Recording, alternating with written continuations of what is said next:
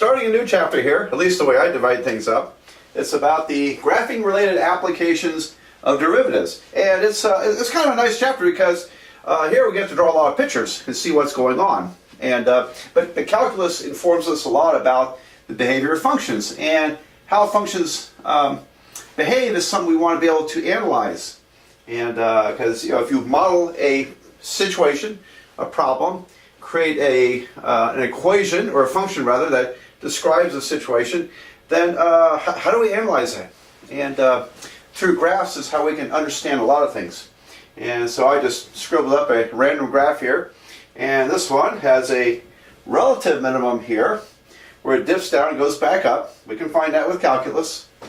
And here's an absolute. This is also a relative minimum, but it's also an absolute minimum because that's the lowest part of the graph.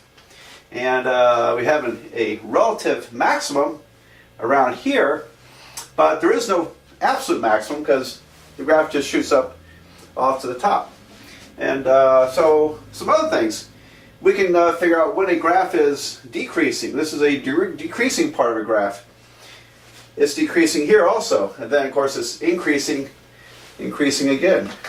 And even better yet, there are points called points of inflection, where another change in the graph occurs. So on this part of the graph is called, we say, is concave upward. Over here it's called concave downward, and then again concave upward. So great information, great analysis about a graph. These points where that concavity can change, in real life applications, sometimes we think of them as the point of diminishing returns. And so there's kind of an application there in itself.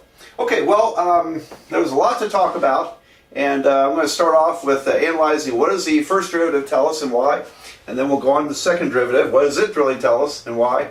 And then we'll start putting all this together.